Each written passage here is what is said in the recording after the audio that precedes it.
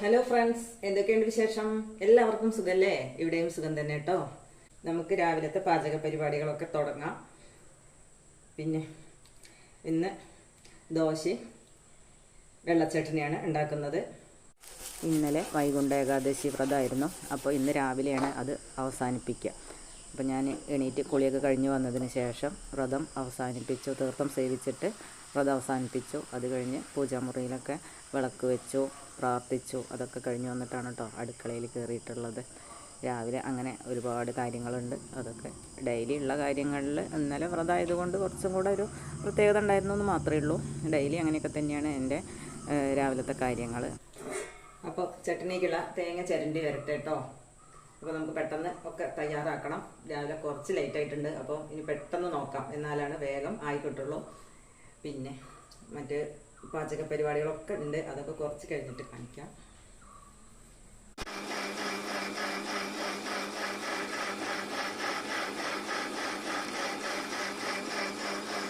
അപ്പോൾ ചട്ടണിയൊക്കെ വേഗം വറവിട്ടെടുത്തു. സുധിക്കിന്ന് ഷൂട്ടിംഗ് ഉണ്ടെന്ന് പറഞ്ഞിട്ടുണ്ടായിരുന്നു. അപ്പോൾ അവന് നേരത്തെ പോകണം എന്നുള്ള തിരക്കും കൂടെ ഉണ്ട്. അപ്പോൾ അതുകൊണ്ട് എൻ്റെ രാവിലത്തെ കാര്യങ്ങളൊക്കെ കഴിഞ്ഞ് വന്നപ്പോഴേക്കും ഇത്തിരി ലേറ്റായി പോയി. അപ്പോൾ അതിൻ്റെ ബുദ്ധിമുട്ടൊന്നും വരരുത് വെച്ചിട്ട് ഞാൻ പെട്ടെന്ന് കാര്യങ്ങളൊക്കെ മുന്നോട്ട് കൊണ്ടുപോകുന്നുണ്ട്. അപ്പോൾ അവന് ചായ കൊടുത്തിട്ടുണ്ട്. പിന്നെ ഞാനൊരു തക്കാളി ചട്നിയും കൂടി അരച്ചിട്ടുണ്ടായിരുന്നു. അപ്പോൾ അവന് അതാണ്, ഞാൻ ജാറിന്നൊന്നും മാറ്റാൻ നിന്നില്ല. അരച്ചത് ഞാൻ അങ്ങനെ കൊണ്ടുപോയി കൊടുക്കുകയാണ്. അപ്പോൾ അലക്കിയതൊക്കെ വിരിച്ചിടാനുണ്ട് കേട്ടോ. അപ്പോൾ അതിന് പോവാം. ഞാനിവിടെ അലക്കി ബക്കറ്റിലാക്കി വെച്ചത്. വെയിലൊക്കെ വന്നിട്ടുണ്ട് കേട്ടോ. അപ്പോൾ എൻ്റെ ചായ പരിപാടികളൊക്കെ തീർന്നു. എല്ലാവരും പോയിട്ടുണ്ട്. അപ്പോൾ ഇനി വലിയ തിരക്കൊന്നുമില്ല. ഉച്ചയൂണിന് വലിയ തിരക്കൊന്നുമില്ല. സാവകാശം ചെയ്താൽ മതി. അപ്പോൾ നമ്മൾ മുറ്റടിക്കാൻ പുറത്തേക്ക് ഇങ്ങനെ ഇറങ്ങിയതാണ് കേട്ടോ. അപ്പോൾ ഞാൻ റോഡിൻ്റെ ആ ഭാഗമൊക്കെ മുറ്റം അടിച്ചിങ്ങനെ വന്നപ്പോഴാണ് എനിക്ക് തോന്നിയത്. അപ്പോൾ നമ്മുടെ തോട്ടത്തിനകത്തൊരു കുളമൊക്കെ ഉണ്ട്. അപ്പോൾ അതൊക്കെ ഒന്ന് കാണിക്കാമെന്നൊക്കെ ഇങ്ങനെ വിചാരിച്ചു. പിന്നെ എന്തായാലും ആ വഴികളും നാട്ടിൻ പുറത്തുള്ള കാഴ്ചകളൊക്കെ അല്ലേ, അപ്പോൾ അതൊക്കെ ഒന്ന് കാണിക്കാമെന്നൊക്കെ വിചാരിച്ചിട്ട് ഇങ്ങനെ ഇറങ്ങിയതാണ്. അപ്പം നമ്മൾ ഒരു തോട്ടത്തിനകത്തൊരു കുളം ഉണ്ട് കേട്ടോ. അപ്പോൾ അതാണ് കാണിക്കാൻ വേണ്ടിയിട്ട് പോണത്. ആൾക്കാർ കുളിക്കാറൊക്കെ ഉള്ള കുളം തന്നെയാണ്. അലക്കാനും ഒക്കെ ആൾക്കാർ വരാറുണ്ട്. അതിലങ്ങനെ വെള്ളം വറ്റാറൊന്നുമില്ല. ഏത് സമയത്തും ഏകദേശം ആ നിൽക്കുന്ന നിരപ്പിൽ തന്നെ നിൽക്കാറുണ്ട്. പിന്നെ നല്ല കടുത്ത വേനലാവുമ്പോൾ അല്പം ഒന്ന് ഇറങ്ങിയിട്ട് കളറൊക്കെ ഒന്ന് ചേഞ്ച് ആവുമെന്ന് മാത്രമേ ഉള്ളൂ വെള്ളത്തിൻ്റെ.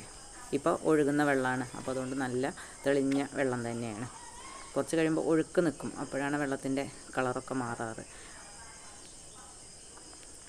അപ്പോൾ അവിടെ നിന്ന് നമ്മുടെ ആകാശ ദൃശ്യമൊക്കെ ഒന്ന് ഇങ്ങനെ പകർത്തിയതാണ്. പച്ചപ്പും മരങ്ങളും ഒക്കെയുള്ള നല്ലൊരു തണുത്ത അന്തരീക്ഷം തന്നെ എന്ന് വേണം പറയാൻ കേട്ടോ. ഇവിടെ നിന്നും അങ്ങനെ വെയിൽ തന്നെ താഴേക്ക് വരുന്നില്ല. കാരണം നിറയെ കവുങ്ങും തെങ്ങും പിന്നെ ഇടയിലൊക്കെ മാവ് അങ്ങനെയൊക്കെയുള്ള കാര്യങ്ങളൊക്കെ ഉണ്ട് സൈഡിലൊക്കെ ആയിട്ട്. അപ്പോൾ അതിൻ്റെയൊക്കെ ഒരു നിഴൽ കൊണ്ട് ഇവിടെ അത്ര വലിയ വെയിലൊന്നുമില്ല. അപ്പോൾ കുളത്തിന് 1-2 സ്റ്റെപ്പുകളുണ്ട് വെള്ളത്തിലോട്ട് ഇറങ്ങാൻ വേണ്ടിയിട്ട്. തെളിഞ്ഞ വെള്ളമായതുകൊണ്ട് മരത്തിൻ്റെ നിഴലാണ് കേട്ടോ വെള്ളത്തിൽ കാണുന്നത്. ഒരുപാട് ചെറു മത്സ്യങ്ങളുണ്ട് കേട്ടോ. ഇഷ്ടംപോലെ ചെറു മത്സ്യങ്ങളുണ്ട്. വലിയ മത്സ്യങ്ങളെയും കാണാനുണ്ട് കേട്ടോ. ഒന്നിങ്ങനെ പൊന്തി വന്ന് അതുപോലെ താഴേക്ക് താഴ്ന്നു പോവുകയാണ് അവർ ചെയ്യണത്. നല്ല തെളിഞ്ഞ വെള്ളമായതുകൊണ്ടാണ് നമുക്കിതൊക്കെ കാണാൻ പറ്റണത്. പിന്നെ കുറേ സമയമായിട്ട് ആൾക്കാരൊക്കെ കുളിച്ച് പോയതുകൊണ്ട് പിന്നെ കലങ്ങിയിട്ടൊന്നുമില്ല. ചിലപ്പോൾ ഇറങ്ങണ ഭാഗത്തൊക്കെ അലക്കേണ്ടിയും അല്ലെങ്കിൽ അവിടെ ഇറങ്ങി നിന്നിട്ട് നമ്മൾ മണ്ണിലൊക്കെ ചവിട്ടുമ്പോൾ ഉള്ള ആ ഒരു തെളിമല്ലായ്മയൊക്കെ ഉണ്ടാവില്ല, അതൊന്നുമില്ല. ഇപ്പോൾ കുറേ സമയമാണ് തോന്നുന്നു ആൾക്കാരൊക്കെ കുളി കഴിഞ്ഞ് പോയിട്ട്. പണ്ട് ഫുൾ ടൈം ആൾക്കാർ ഉണ്ടായിരുന്നു കേട്ടോ. ഇപ്പോൾ പിന്നെ പൈപ്പ് ലൈനിലെ വെള്ളമൊക്കെ വന്നതുകൊണ്ട് കുറേ ആൾക്കാർ അവരുടെ വീടുകളിൽ നിന്ന് തന്നെ കുളിക്കൽ തുടങ്ങിയിട്ടുണ്ട്. മറ്റേത് ഉണ്ടോ, ചെറിയ മത്സ്യങ്ങൾ ഇഷ്ടം പോലെ ഉണ്ട്.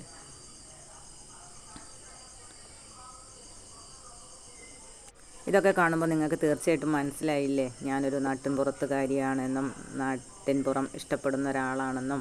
അതുകൊണ്ടല്ലേ ഇത്തരം കാഴ്ചകളെക്കുറിച്ചൊക്കെ സംസാരിക്കാനും അല്ലെങ്കിൽ ഇത്തരം കാഴ്ചകളൊക്കെ നിങ്ങൾക്ക് കാണിക്കാനൊക്കെ എനിക്ക് പറ്റുന്നത്. ഞാൻ ഒരുപാട് ഇഷ്ടപ്പെടുന്ന സംഭവങ്ങളാണ് കേട്ടോ. കുളം, തോട്, പുഴ, ഇതുപോലെയുള്ള പ്രകൃതിയിലെ കാഴ്ചകൾ, ഇതൊക്കെ എനിക്ക് സന്തോഷം നൽകുന്ന കാര്യങ്ങൾ തന്നെയാണ്. നമ്മൾ കുട്ടിക്കാലം മുതലേ ഞാനങ്ങനെ ശീലിച്ചത് കൊണ്ടോ എന്തോ എനിക്കിതിനോടൊക്കെ ഭയങ്കരമായിട്ടൊരു ഇഷ്ടമാണ്. ഇനിയിപ്പോൾ ഞാൻ ഇവിടെ വന്ന് കുളിക്കുന്നില്ലെങ്കിലും കൂടിയിട്ട് ഞാൻ വന്നൊന്ന് വെള്ളമൊക്കെ ഇങ്ങനെ കാണുമ്പോൾ എനിക്ക് അതിലൊന്ന് ഇറങ്ങി കാലെങ്കിലും ഒന്ന് കഴുകണം, അല്ലെങ്കിൽ മുഖം ഒന്ന് കഴുകും. ഇങ്ങനെയൊക്കെ അത് എൻ്റെ ഒരു ശീലമാണ്. അപ്പോൾ നമ്മൾ കൊണ്ടാട്ടത്തിന് വേണ്ടിയിട്ട് കുറച്ച് പച്ചമുളക് മേടിച്ചിട്ടുണ്ട് കേട്ടോ. തൈര് മുളക് കൊണ്ടാട്ടം എന്ന് കേട്ടിട്ടില്ലേ?